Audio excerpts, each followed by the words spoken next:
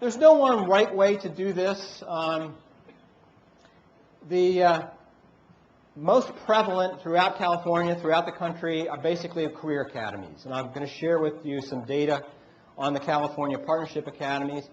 In the back of the room, I hope all of you will pick up a copy of this document. It's an analysis that we did in collaboration with the Career Academy Support Network at UC Berkeley, Charlie Dayton and his colleagues, that looks at data for the Partnership Academies. I'll share some of the results with you just a second. Right now, there are about 300 California Partnership Academies operating throughout the state. Some are here in San Diego. Construction Technology Academy at Kearney High is a Partnership Academy, one of my favorite schools, by the way. I can talk some about that if you like. So the Career Academy model is probably the best known and best understood. It's not the only way to do this.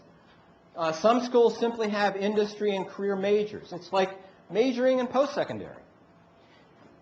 One of the things that's always intrigued me, and I've been at this for a long time, which may not give you a whole lot of confidence. I mean, I've been doing this for 30 years, and we haven't gotten further than this, and you say, okay.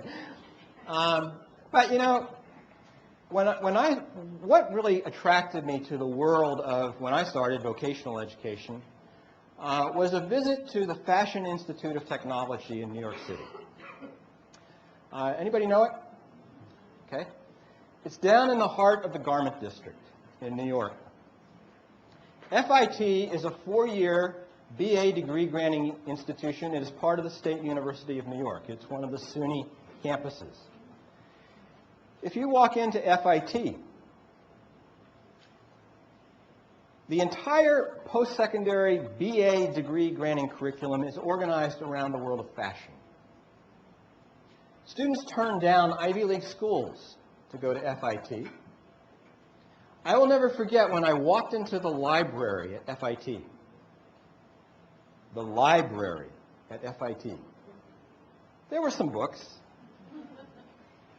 But you know what you see? Rack upon rack of clothing, going back over hundreds of years.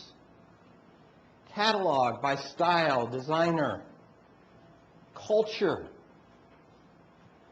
And I'll never forget the librarian took my colleague and me. We went up to a rack. She pulled 2 of these gorgeous, gorgeous gowns off of the rack. I think they came from sort of the early 1900s. To me, they looked identical, and she said, okay, which one's the original and which is the copy? And why? And how can you tell? FIT, to me, represents, at the post-secondary level, the kind of integration, the kind of excitement and engagement that you can generate around a truly comprehensive program that integrates academic and technical study. We do this routinely in post-secondary. Think about this for a moment. We have schools of engineering, we have schools of architecture and medicine and dentistry, and yes, education and computer science. This business of integrating academic and technical education happens routinely in 2- and 4-year colleges and universities and has for decades. And yet when it comes to high school, we can't do it. We need to change that. And it is very much that post-secondary model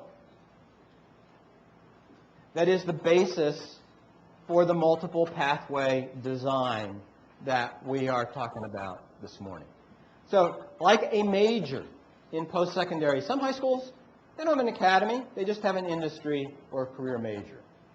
There are magnet-themed schools like Health Professions High School in Sacramento. Wonderful school. If you ever get a chance to visit it, go visit it. There are other theme-based high schools here in California. There are many around the country. And again, some of the best are in New York City. And when I went to FIT 30 years ago, I also went to Aviation High School out in Queens. And I also visited Murray Bergstrom School of Business and Commerce down in the heart of the Wall Street District. These schools have been around for a while, not terribly prevalent in California. But theme-based high schools are another strategy.